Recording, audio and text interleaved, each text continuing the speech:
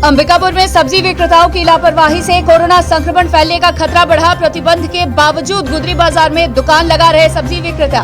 प्रशासनिक टीम ने सख्ती दिखाते हुए गुदरी बाजार को कला केंद्र मैदान में करवाया शिफ्ट।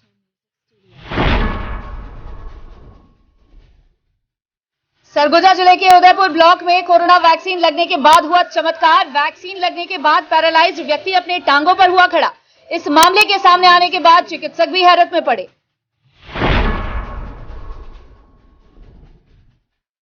महामाया पहाड़ से लगे गदनपाट के नाले से सिर कटा शव मिलने के मामले में 8 दिनों बाद भी कोतवाली पुलिस को नहीं मिली सफलता। मृत युवक के सिर की तलाश कर रही पुलिस। पीएम पश्चात शव को दफनाया गया।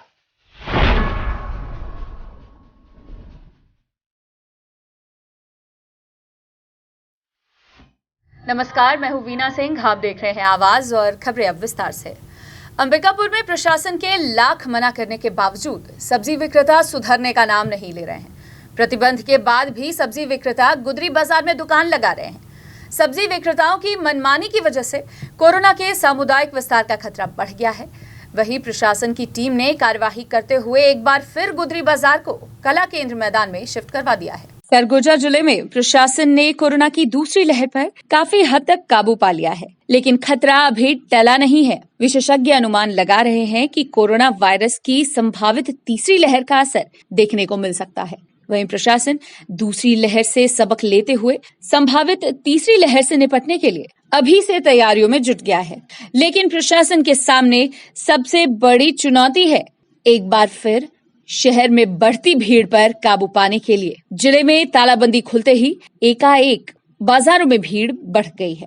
ऐसे में पुनः कोरोना के सामुदायिक विस्तार का खतरा मंडराने लगा है। इधर शहर के गुदरी बाजार में काफी ज्यादा भीड़ देखने को मिल रही है। दरअसल जगह के अभाव में गुदरी बाजार में सोशल डिस्टेंसिंग का पालन नहीं हो पा रहा है। प्रशासन ने कोरोना के खतरे को देखते हुए सब्जी मार्केट को कला केंद्र मैदान में शिफ्ट कर दिया है, जबकि प्रशासन के लाख मना करने के बाद भी सब्जी विक्रेता गुदरी बाजार में अपनी दुकान लगा रहे हैं। इसी कड़ी में एसडीएम प्रदीप साहू दल बल के साथ गुदरी बाजार का औचक निरीक्षण करने पहुंचे थे। इस दौरान उन्होंने पाया कि सब्जी विक्रेताओं की मनमानी की वजह से गुदरी बाजार में भारी भीड़ उमड़ रही है। वहीं सब्जी खरीदने बाजार पहुंचने वाले लोग सामाजिक दूरी का भी पालन नहीं कर रहे हैं। ऐसे में एसडीएम प्रदीप साहू ने तत्काल कार्रवाई करते हुए सभी सब्जी दुकानों को गुदरी बाजार से हटा दिया। साथ ही सब्जी विक्रेताओं को कला केंद्र मैदान में शिफ्ट किया गया। प्रशासन की इस कार्रवाई से नाराज कुछ सब्जी विक्रेता हैं जो विवाद करने लगे, लेकिन एसडीएम ने कोरोना की रोकथाम को ध्यान में रखकर कड़ा रवैया अपनाते हुए सभी सब्जी विक्रेताओं को तत्काल कला केंद्र मैदान में दुकान शिफ्ट करने के निर्देश दिए। इसके अलावा एसडीएम ने नियम का उल्लंघन करने वाले दुकानदारों को चेतावनी दी कि यदि कोई भी व्यक्ति कोरोना के प्रोटोकॉल का उल्लंघन करते पकड़ा गया तो उसके खिलाफ सख्त कार्यवाही की जाएगी। देखिए, यहाँ गुदरी बाजार में सब्जी फल विक्रय के लिए स्पेस कम है, इसलिए हमने पूर्व में आदेश जारी करके यहाँ फल और सब्जी के विक्रय को अभी कोरोना संक्रमण को ध्यान में रखते हुए प्रतिबंधित किया था। आज आकस्मिक निरीक्षण के दौरान मैंने पाया कि यहाँ प्रतिबंध लगाने के पश्चात भी कुछ सब्जी विक्रेता यहाँ सब्जी विक्रय कर रहे हैं, तो इन्हें समझाइश देके अभी कला केंद्र मैदान में सब्जी विक्रय के लिए बोला गया है। इसके बाद भी नहीं मानते तो कल से चालानी कार्रवाई की जाएगी। रिक्वेस्ट कर रहे थे कि उन्हें यहीं लगाने दिया जाए, लेकिन चूँकि अभी कोरोना का संक्रमण अभी बना हुआ है और यहाँ स्पेस कम है, जिसके चलते भीड़ लग जाती है, तो अभी फ़िलहाल यहाँ अलाउ नहीं किया जा सकता। आपने कोविड-19 वैक्सीनेशन के साइड इफेक्ट को लेकर कई भ्रामक खबरें देखी और सुनी होंगी, लेकिन क्या आपने वैक्सीनेशन के बाद पैरालाइज्ड मरीज को ठीक होते देखा है? अगर नहीं तो हम आपको ले चलते हैं सरगुजा जिले के उदयपुर विकास खंड में, जहां वैक्सीन का पहला डोज लगते ही कई सालों से पैरालाइज्ड मरीज अपने पैरों पर चलने लगा। इस खबर के सामने आने के बाद डॉक्टर्स और परिजन भी हैरान हैं। देखिए ये रिपोर्ट। क्या आपने वैक्सीन का ऐसा साइड इफेक्ट देखा है? ऐसा शख्स जो कभी चलने फिरने और रोजमर्रा के काम करने में असक्षम था, आज वो अपनी खेती बाड़ी के कामों के लिए दौड़ लगा रहा है। ये ग्राम पंचायत पलका के सरनापारा निवासी संधूराम सोरी हैं। पिछले 2.5 सालों से घुटने के नीचे पैरों में सूजन और लकवा होने की वजह से इनका समय बिस्तर पर गुजर रहा था। इलाज के बावजूद भी हालातों में सुधार नहीं होने से संधूराम और उनका परिवार निराश हो गया था। डोर टू डोर वैक्सीनेशन अभियान के तहत 25 अप्रैल को स्वास्थ्य कर्मचारियों ने इनको पहला टीका लगाया। वैक्सीन लगने के बाद संधूराम के स्वास्थ्य में तेजी से सुधार आने लगा और करीब 15 दिनों में अपने पैरों पर चलने लगे। सर, इनका नाम संधूराम सोरी है और मैं पलका की निवासी हूँ और ये भी पलका से हैं और मेरे पड़ोस के हैं और मेरे पड़ोस के ही हैं। और इनको 2.5 साल तक सर मतलब कि पैर में सूजन आता था, चलने फिरने में बड़ी परेशानी था सर। इनको घर में आके मतलब कि टीका लगवाया। पहला टीका 25 अप्रैल को लगा सर और 25 अप्रैल को लगा। फिर 15 दिन में ये चल फिर पा रहे थे सर, काम भी अच्छे से कर रहे हैं। और 22 जून को मतलब कि साइकिल से जाके खुद अपने ही साइकिल चलाते गए पंचायत भवन के पास और दूसरा वैक्सीन भी लगवाए। वैक्सीन लगवा के आके फिर एक काम कर रहे थे सर घर में आके। तो इसमें कोरोना जो टीका लग रहा था उसमें हम लोग का ड्यूटी लगा था, तो हम डोर टू डोर मोहल्ला बाई मोहल्ला घूम के हम लोग टीका का वैक्सीन लगा रहे थे। तो हम लोग को पता चला कि नहीं ये इनका भी, जैसे हम लोग को फर्स्ट डोज 45 प्लस का लगाना था, 45 प्लस के हैं ये, तो पूछे कि लगवाएंगे कि नहीं, तो लगवाऊंगा बोले। फिर इसको पकड़ के इसके भतीजे जो हैं यहाँ से निकाल के बाहर लेके गए, वहाँ कुर्सी में बिठाए, कुछ टाइम बैठे, उसके बाद में इसको फर्स्ट डोज वहाँ लगवाए। फिर बाद में हम लोग को पता चला कि नहीं धीरे धीरे इसका स्वास्थ्य में सुधार हो रहा है। इसका पैर पूरा चल नहीं फिर पाते थे, सूजन था दोनों पैर में। बहुत दिन से घर में बैठे थे, घर से बाहर नहीं निकलते, चलने फिरने में असमर्थ थे उस समय। अब फर्स्ट डोज लगने के बाद धीरे धीरे इनका चलना फिरना थोड़ा तबीयत ठीक होते गया। और अभी तो दूसरा टीका का जब समय आया तो दूसरा टीका लगवाने गए तो अपने साइकिल चलाते गए अपने। संधूराम सोरी के केस ने चिकित्सक और परिवार वालों को हैरान कर दिया है। जो कभी बिस्तर नहीं छोड़ सकता था, आज वो अपने खेती बाड़ी के कामों में व्यस्त रहता है। संधूराम सोरी और उनके परिजनों की खुशी देखते बनती है। इस मामले में बीएमओ डॉक्टर AR जैन ने बताया कि पैरालिसिस मरीज को कोविड-19 वैक्सीन का पहला डोज उनके घर पर दिया गया था, जिससे ठीक होकर वो चलने लगा। गोड़ फूल जा रही और ठेंगना भी फूल रही। टीका लगे से बाद पूरा छूट गए से 2.5 साल का परेशानी रही? गोड़ फूल जा रही गांठ। अच्छा, तो फिर कैसे सुबह लगाए से छूट गई से। चले फिर सकत रहता है पहले? नहीं सकत रहे पहले। क्या चीज़ नहीं सकत रहे? गोड़ फूल जा रही, दर्द करत रही से। तो चले फिरे नहीं सकत रहे।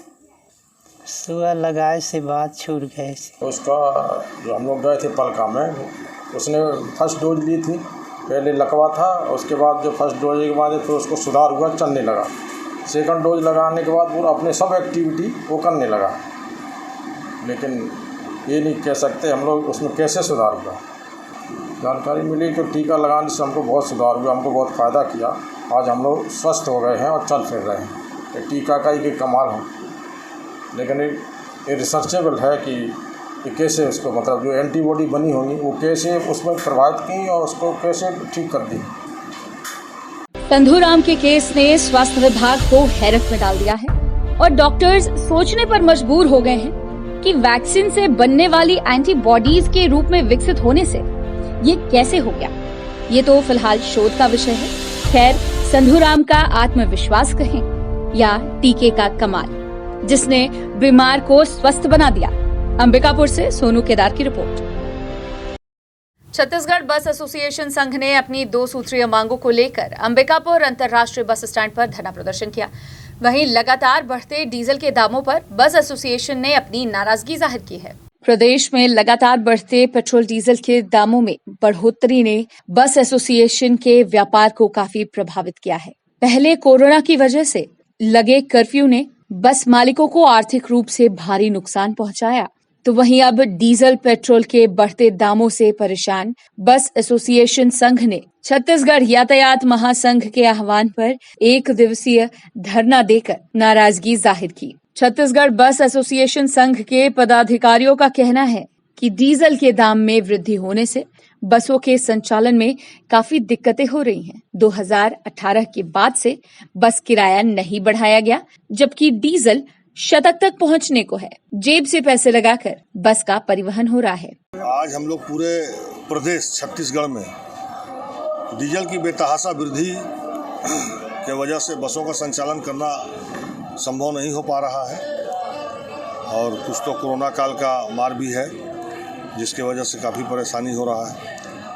तो किराए की वृद्धि की मांग को लेकर और निष्प्रयोग में जो गाड़ियां 2 महीने की अवधि है, उस अवधि को समाप्त करने को लेकर रखा गया है। इसके आगे अगर मांग पूरी नहीं की गई तो आगे धरना प्रदर्शन और हड़ताल पे जाएंगे। आज हम लोग डीजल के मूल्य में बेतहाशा वृद्धि को लेकर ये धरना प्रदर्शन कर रहे हैं और इस तरह जैसे डीजल के मूल्य में भारी वृद्धि हो रही है, उस हिसाब से हमारा किराया 2018 से नहीं बढ़ाया गया है। 2018 में डीजल का रेट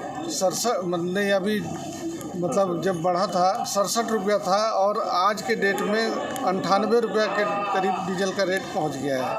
किराया हमारा वही 2018 का है और उसमें हमको बस वालों को पोसाई नहीं पड़ रहा है। हम जो भी पैसा आ रहा है डीजल में जा रहा है, उसके बावजूद भी हम अपने घर से पैसा लगा के गाड़ी का संचालन कुछ गाड़ियों का कर रहे हैं। पूरी गाड़ियां तो संचालन करना संभव नहीं है।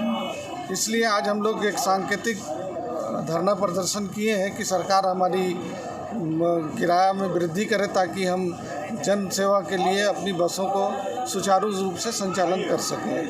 डीजल के दामों में लगातार बढ़ोतरी ने बस मालिकों को आर्थिक रूप से कमजोर कर दिया है, जिसके चलते बस परिवहन में काफी कमी आई है। बस एसोसिएशन ने सांकेतिक रूप से 1 दिवसीय धरना प्रदर्शन कर बस किराए में बढ़ोतरी और बसों के निष्प्रयोग की समय सीमा बढ़ाने की मांग की है। वहीं उन्होंने मांगें पूरी नहीं होने पर आगे महासंघ के आदेशानुसार कार्रवाई करने को कहा है। हम लोगों का मुख्य मांग जो है किराया वृद्धि का है।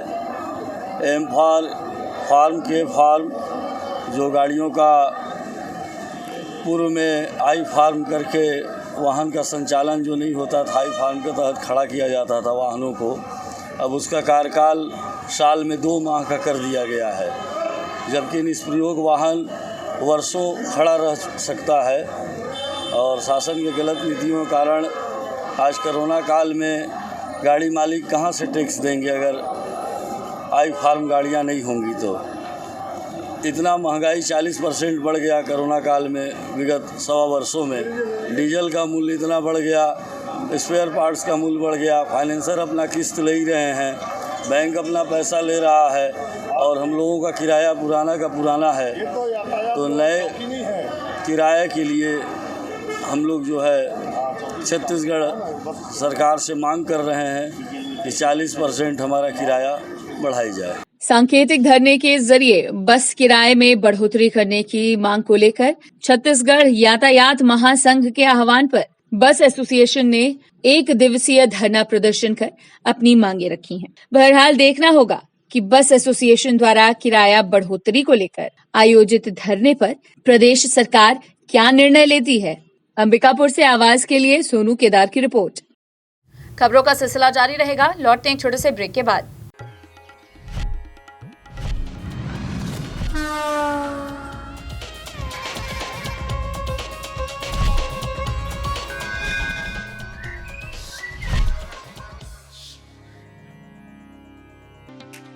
पेश है 100% फूड ग्रेड प्लास्टिक से तैयार फोनिक्स रोटो मोल्ड वाटर टैंक। दमदार मजबूती और ड्यूरेबिलिटी की असली पहचान। 10 सालों की वारंटी वाला पावरफुल फोनिक्स वाटर टैंक, जो है पीने के पानी के लिए भी पूरी तरह सुरक्षित। साथ ही हम बनाते हैं हर तरह के PVC pipes and fitting items. संपर्क करें 9826515093 पर। फोनिक्स वाटर टैंक, भरोसा आपका, जिम्मेदारी हमारी। क्या आपको मालूम है कि अंबिकापुर के सभी स्कूलों की ऑनलाइन क्लासेस शुरू हो गई हैं? क्या आपको वर्क फ्रॉम होम के लिए इंटरनेट की जरूरत है? अब अंबिकापुर के सभी क्षेत्रों में ब्रॉडबैंड इंटरनेट कनेक्शन की सुविधाएं उचित दरों पर उपलब्ध हैं। आज ही संपर्क करें Vande Mahamaya cable network, VM internet service, Alaknanda complex, प्रथम तल, अग्रसेन चौक, अंबिकापुर। मोबाइल 7440765555 9826120239।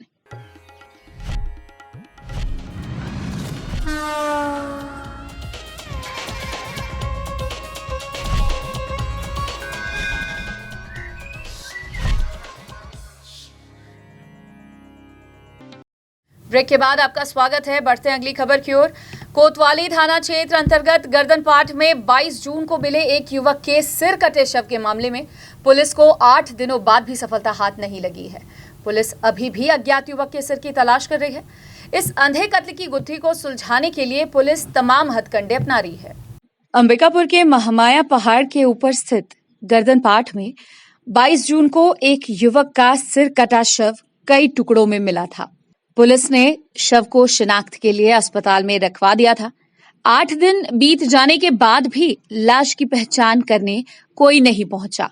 पुलिस ने अपने स्तर से काफी खोजबीन की, लेकिन कटा सिर नहीं मिला। ऐसे में पुलिस ने पीएम पश्चात रविवार को शव को दफन कर दिया है।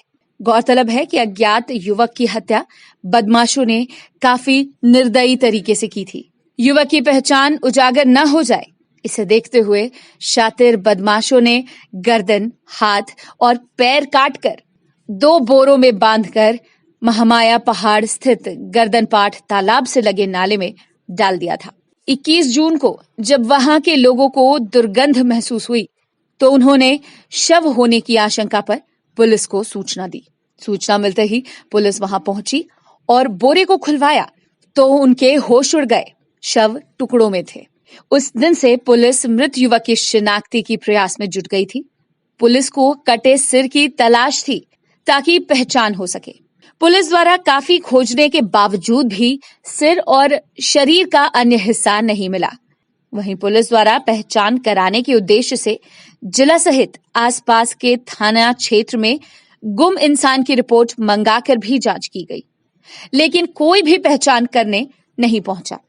इससे पुलिस मान रही है कि मृतक किसी दूसरी जगह का होगा।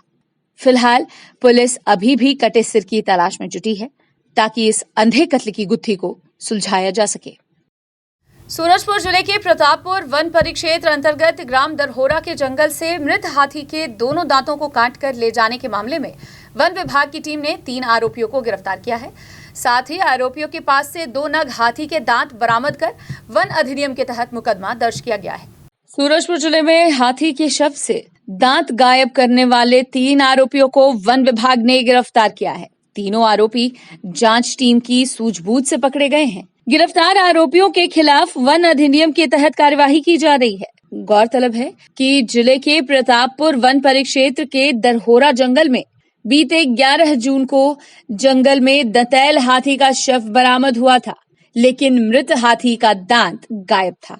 जबकि वन विभाग की जांच में गजराज की मौत आकाशीय बिजली से होना पाया गया था, लिहाजा टीम चोरी हुए दांत की खोजबीन में लगी हुई थी।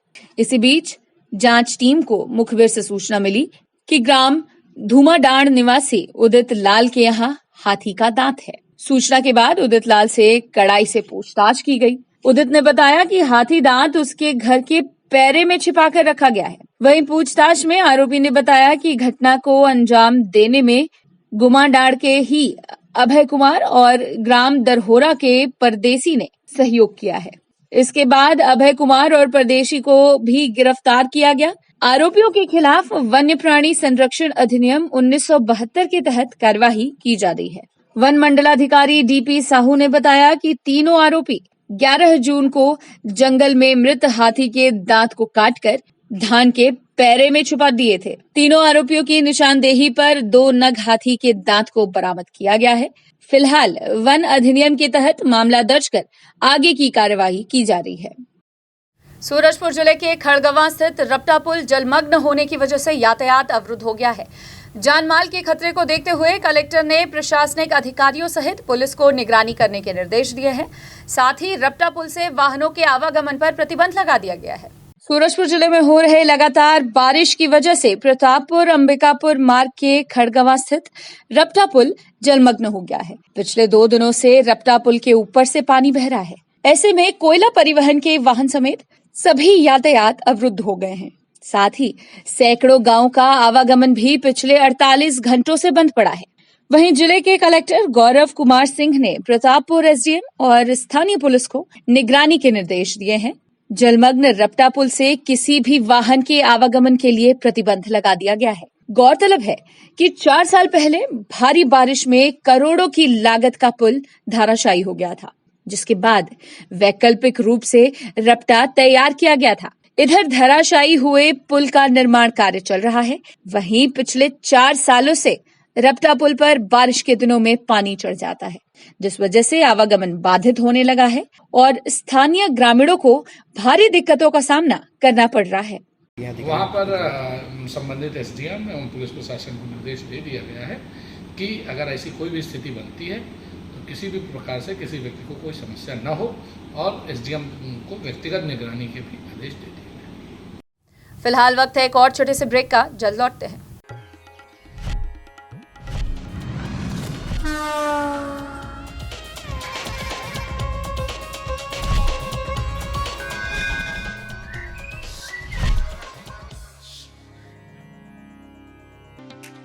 पेश है 100% फूड ग्रेड प्लास्टिक से तैयार फोनिक्स रोटो मोल्ड वाटर टैंक। दमदार मजबूती और ड्यूरेबिलिटी की असली पहचान। 10 सालों की वारंटी वाला पावरफुल फोनिक्स वाटर टैंक, जो है पीने के पानी के लिए भी पूरी तरह सुरक्षित। साथ ही हम बनाते हैं हर तरह के PVC pipes and fitting items. संपर्क करें 9826515093 पर। फोनिक्स वाटर टैंक, भरोसा आपका, जिम्मेदारी हमारी। क्या आपको मालूम है कि अंबिकापुर के सभी स्कूलों की ऑनलाइन क्लासेस शुरू हो गई हैं? क्या आपको वर्क फ्रॉम होम के लिए इंटरनेट की जरूरत है? अब अंबिकापुर के सभी क्षेत्रों में ब्रॉडबैंड इंटरनेट कनेक्शन की सुविधाएं उचित दरों पर उपलब्ध हैं। आज ही संपर्क करें Vande Mahamaya cable network, VM internet service, Alaknanda complex, प्रथम तल, अग्रसेन चौक, अंबिकापुर। मोबाइल 7440765555 9826120239।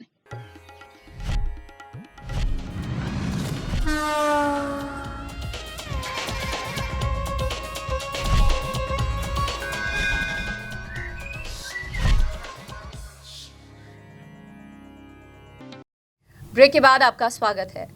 सूरजपुर जिले में महिलाओं से संबंधित आपराधिक मामलों में फरार आरोपियों को पकड़ने पुलिस अधीक्षक राजेश कुकरेजा के निर्देशन में जिले की पुलिस ने कमर कस ली है। उन्होंने महिलाओं के खिलाफ होने वाले अपराधों पर थाना प्रभारियों को संवेदनशील रुख अपनाते हुए जल्द कार्रवाई करने के निर्देश दिए थे। साथ ही सभी थाना प्रभारियों को महिला संबंधी अपराधों तथा अपहरण के मामले में अपहृता की बरामदगी और अपराधियों की धरपकड़ के लिए विशेष अभियान चलाने हेतु निर्देशित किया है। पुलिस अधीक्षक के निर्देशन में जिले की विभिन्न पुलिस टीमों के द्वारा 5 अपहृत बालिकाओं को दस्तयाब करने में सफलता हासिल की गई है। पुलिस की टीमों ने दिगर राज्य सागर मध्य प्रदेश, दिगर जिला बिलासपुर, सरगुजा सहित जिले से आरोपियों के कब्जे से अपहृत बालिकाओं को बरामद किया है। साथ ही पुलिस ने 5 अपहरण के मामलों में 7 आरोपियों को गिरफ्तार कर न्यायिक रिमांड पर भेज दिया है। पूरे मामले में पुलिस निरीक्षक सरगुजा रेंज आरपी साय से भी मार्गदर्शन मिलता रहा, जिनसे विधिवत अनुमति प्राप्त कर पुलिस की टीमों ने दिगर राज्य जाकर आरोपियों को गिरफ्तार किया है। प्रदेश के स्वास्थ्य मंत्री टीएस सिंहदेव सरगुजा जिले के उदयपुर ब्लॉक अंतर्गत ग्राम लक्ष्मणपुर में स्वास्थ्य विभाग द्वारा आयोजित शिविर का उद्घाटन करने पहुंचे थे। इस दौरान मंत्री सिंहदेव ने ग्रामीणों को निःशुल्क चश्मे का वितरण किया। साथ ही बालक छात्रावास का शिलान्यास और आंगनबाड़ी केंद्रों का लोकार्पण मंत्री सिंहदेव द्वारा किया गया। सरगुजा जिले के उदयपुर ब्लॉक अंतर्गत ग्राम लक्ष्मणगढ़ में जिला अंधत्व एवं अल्प दृष्टि नियंत्रण समिति द्वारा शिविर का आयोजन किया गया था। शिविर का उद्घाटन करने प्रदेश के स्वास्थ्य मंत्री टीएस सिंहदेव ग्राम लक्ष्मणगढ़ पहुंचे थे। इस दौरान उन्होंने ग्रामीणों से मुलाकात कर उनका हालचाल जाना, साथ ही उनकी समस्या को भी सुना। वहीं जिला अंधत्व एवं अल्प दृष्टि नियंत्रण द्वारा आयोजित शिविर में सैकड़ों ग्रामीणों के आंख की जांच की गई। इस दौरान स्वास्थ्य मंत्री टीएस सिंहदेव ने ग्रामीणों को निःशुल्क चश्मे का वितरण किया। वहीं स्वास्थ्य मंत्री ने कहा कि आंख से संबंधित बीमारी के उपचार के लिए मरीजों का इलाज अंबिकापुर मेडिकल कॉलेज अस्पताल में निःशुल्क किया जाएगा। इसके अलावा मंत्री सिंहदेव ने लक्ष्मणगढ़ में 50 सीटर बालक छात्रावास का शिलान्यास भी किया। इसके अलावा मंत्री सिंहदेव ने लक्ष्मणगढ़ में बनकर तैयार हुए आंगनबाड़ी केंद्र का लोकार्पण भी किया। वहीं ग्रामीणों ने स्वास्थ्य विभाग द्वारा लगाए गए शिविर की काफी सराहना की। ग्रामीणों ने कहा कि ऐसे शिविर का समय समय पर आयोजन होना चाहिए ताकि ग्रामीण गांव में ही शिविर के माध्यम से अपना उपचार करा सकें। लक्ष्मणगढ़ में 50 सीटर प्री मैट्रिक छात्रावास का शिलान्यास था और साथ में अंधत्व निवारण और दृष्टि बाधित लोगों को मदद सहयोग के कार्यक्रम में आज निःशुल्क चश्मों का भी वितरण हुआ है।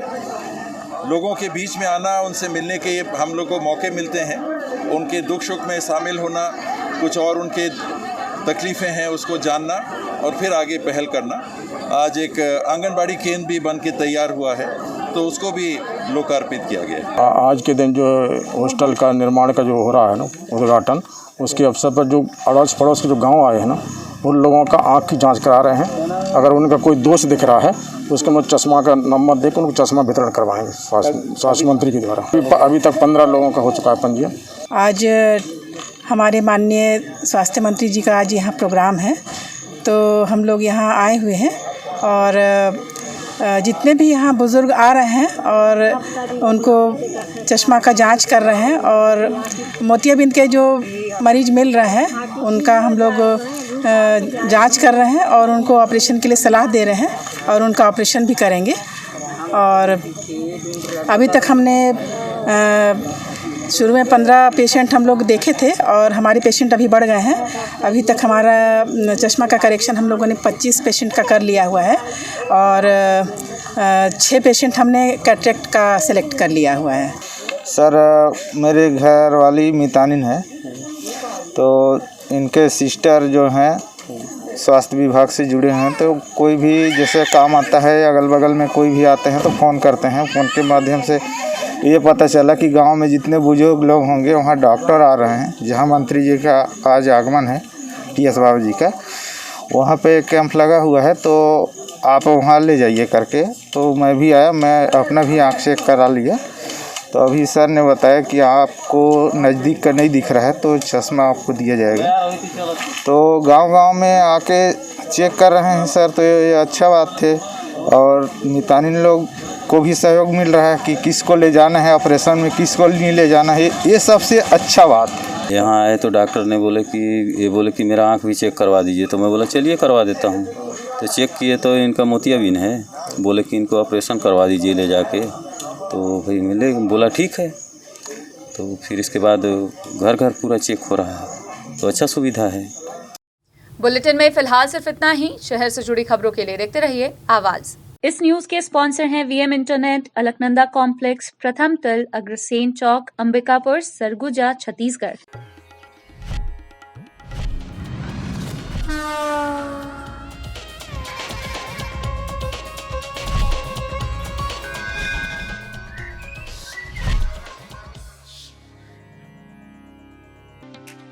पेश है 100% फूड ग्रेड प्लास्टिक से तैयार फोनिक्स रोटो मोल्ड वाटर टैंक। दमदार मजबूती और ड्यूरेबिलिटी की असली पहचान। 10 सालों की वारंटी वाला पावरफुल फोनिक्स वाटर टैंक जो है पीने के पानी के लिए भी पूरी तरह सुरक्षित। साथ ही हम बनाते हैं हर तरह के PVC pipes and fitting items. संपर्क करें 9826515093 पर। फोनिक्स वाटर टैंक, भरोसा आपका, जिम्मेदारी हमारी। क्या आपको मालूम है कि अंबिकापुर के सभी स्कूलों की ऑनलाइन क्लासेस शुरू हो गई हैं? क्या आपको वर्क फ्रॉम होम के लिए इंटरनेट की जरूरत है? अब अंबिकापुर के सभी क्षेत्रों में ब्रॉडबैंड इंटरनेट कनेक्शन की सुविधाएं उचित दरों पर उपलब्ध हैं। आज ही संपर्क करें Vande Mahamaya cable network, VM internet service, Alaknanda complex, प्रथम तल, अग्रसेन चौक, अंबिकापुर। मोबाइल 7440765555 9826120239।